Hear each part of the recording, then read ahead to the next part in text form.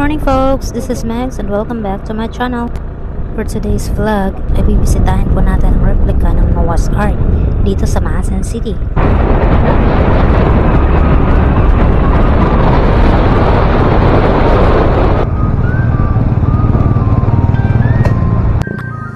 So here we are. Ayun, nandito tayo sa baba. So let's go. Tara, akit na tayo. Sa baba pa lang kitang-kita na natin yung mga malalaking dragon fruit. Ayan. Ang daming dragon fruit kaya lang hindi pa sila namunga. At dito kitang-kita na yung bundok. Super ganda talaga guys. Sobrang na-amaze ako sa ganda ng view dito. Actually, it's my first time to visit here. At sobrang speechless talaga ako. Dito pa lang sa baba, kitang-kita mo na yung ganda ng lugar. Paano pa kaya sa taas, 'di ba? So, yan ganda ng hilaw sa Noah's Ark.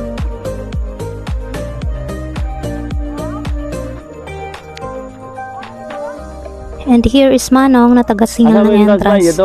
Nakasalubong na namin kasi pauwi na daw siya. Kaya dito na lang kami nagkabayaran. May iba tayo, Fox, no? Iba talaga pag ang babae is independent. Kasi parang automatic na sa atin yung ganito, yung magbayad ng bills, bayad ng bayarin, nang hindi naghihintay ng jowa or ng asawa, diba? Nabigyan tayo ng pambayad.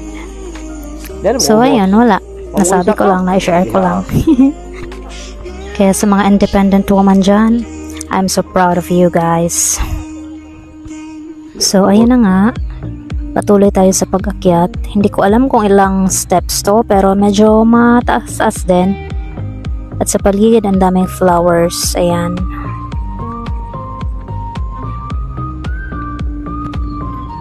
Medyo masakit rin talaga sa tuhod. Pero konting tiis na lang, folks. Makakarating na rin tayo sa paroroonan natin. Konting-konti na lang.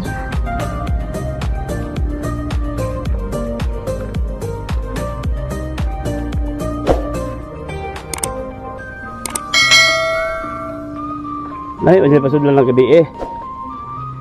Hindi to pasudlan lang gabi eh. Nagpahinga lang tayo saglit at talagang nakakapagod. At ayan, Fox. Super duper ganda talaga ng view dito banda. Tingnan nyo naman yung bukirin.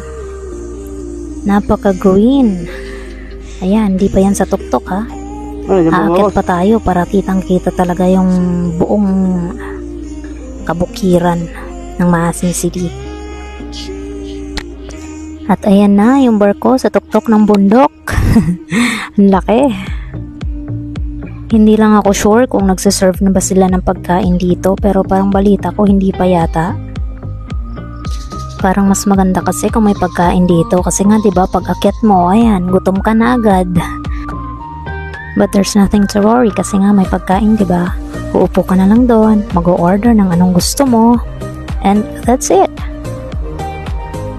But unfortunately, wala pa. So, tis-tis na lang muna tayo ngayon, no? Bring your own baon na lang muna. And water, of course. Tubig. At ayan, andito na tayo sa tuktok. Kitang-kita na yung buong kabukiran, kabundukan. And that dragon fruit plants. Dami, diba? Ganda-ganda lang. And here's my jewelers. Mukhang ewan. And look at that. Ang ganda ng dagat. Ang ganda ng ulap. Ang ikaka-recommend ko talagang oras guys dito. Kung pupunta man kayo dito is sunset. Abangan nyo ang sunset. Super ganda talaga.